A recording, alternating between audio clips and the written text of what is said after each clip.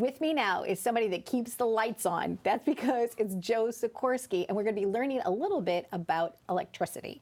How are you?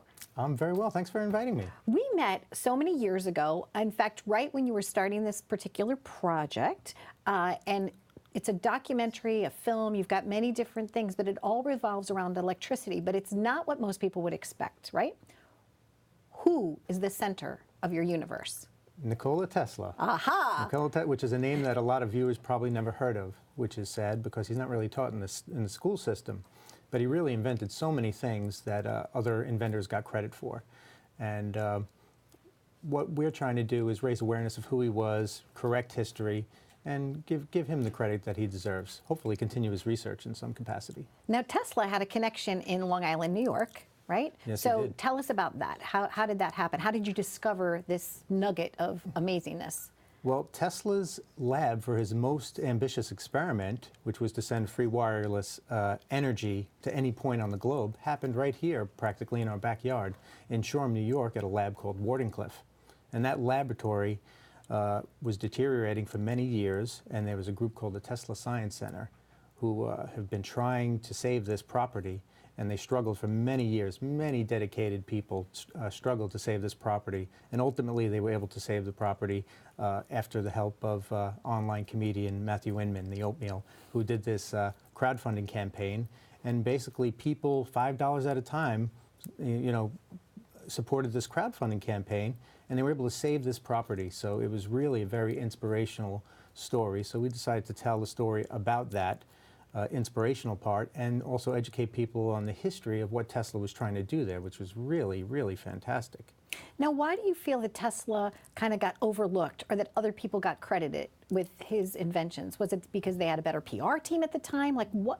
How did that happen to him? Whole combination of different things. Okay. I mean, a lot of times Tesla didn't patent inventions because they were smaller steps on the way to bigger inventions that he was more concerned of. He was always looking at the big picture. So these inventions sort of went into the pool of knowledge that everybody kind of took and profited off of, and Tesla didn't.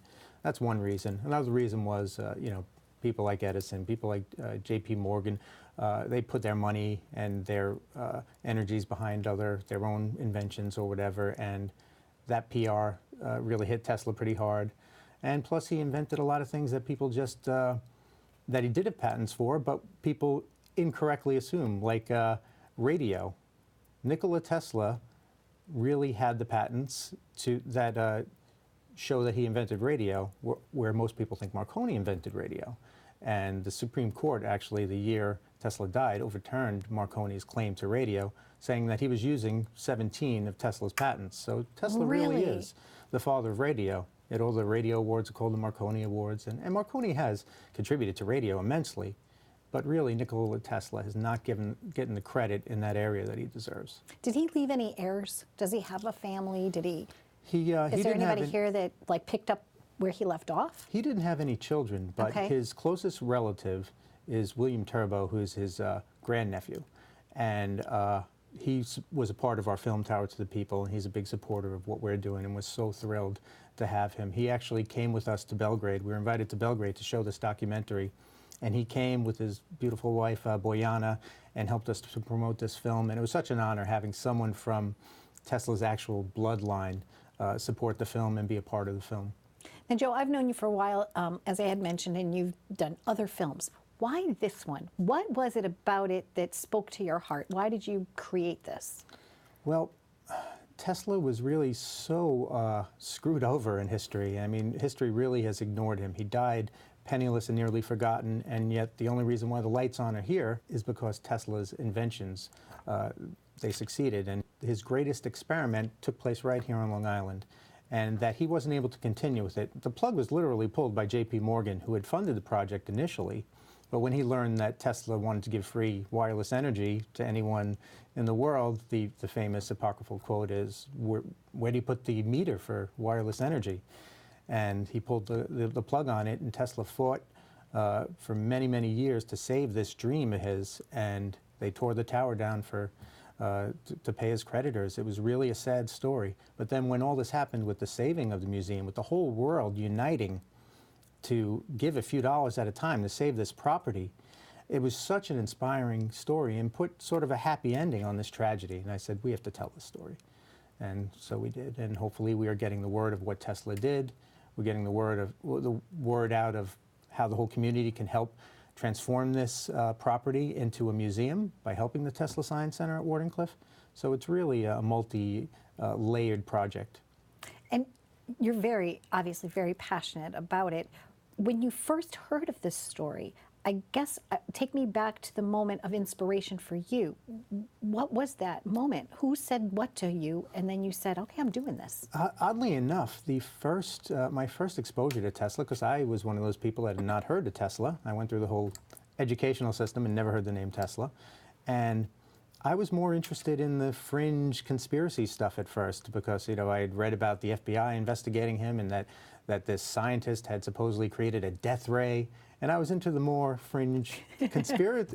And as I looked into it, I started to see what he actually did and his real contributions and the things he invented and the life he had. And I said, my goodness, this is way more interesting than the crazy controversial stuff.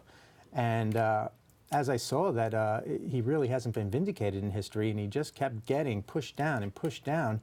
And I thought, my background is cinema.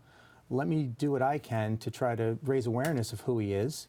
And when I learned that the lab was on Long Island, I had to do everything I could to help that group save the property. So it's almost like the project just landed here, it found you almost. And then you got Sean Young involved. Who are some of the people that kind of there's actually, you acquired along the way? Yeah, there's two projects going on. And the first project, before we did the documentary, because it hadn't played out yet. The property hadn't been rescued yet. So we were going to do a feature film about Nikola Tesla called Fragments from Olympus. We're still trying to do it. We want to get it funded. That's our next project, we hope. Which is why I invited you here, because I want to, in my own little way, try to help you. So thank you so much. You're welcome. But so we thought, the problem with saving Wardenclyffe at the time was most people never heard of Tesla. So if they never heard of Tesla, they didn't see the value of his laboratory. So we said, well, hey, let's make a movie about Tesla, show people who he is, then they'll understand the value of this property here that might get bulldozed any minute. So that's how we started. And we have a screenplay that won a few awards, so we were very proud that we had a good basis to get the story told. And then we've just had people come on to the project who saw what we were trying to do, saw the mission, and know the story of Tesla and how he got screwed through history, and they want to come on board the project. One of them I met at a charity that you were working with, and Sean Young we spoke with, and she had an incredible knowledge of Tesla. She joined the project. We got. I know, she's an actress with a scientific background. She was like a scientist first. Who knew, right? Who knew that, yeah, right? so she's into it. And who else? Who else have you assembled? Academy Award-nominated actor Michael Lerner. He was nominated for an Oscar for Barton Fink and 8 Men Out and Elf. He's been in so many different things. We're happy to have him. We have veteran character actor Leo Rossi, Analyze This and The Accused, and done a lot of great films, worked with De Niro. We have Don Swayze, who has worked on Powder Blue, on True Blood, and a lot of great stuff. And we have Howard J. Smith, who was a cinematographer on that Harry Potter and Matrix films. So we're really putting together a fantastic team. We got a great script, and we got a great business plan that we think is we hope we'll find the right investors that will see what we're trying to do. Besides make a giant profit, which we believe we will for them, it really will do a lot of good. For the museum. For the museum, right. And for Tesla awareness and continuing his research, because Tesla has a lot of solutions, I believe, for problems we have today with renewable energy sources. And a big problem is he's been stigmatized. He's been looked at as a mad scientist.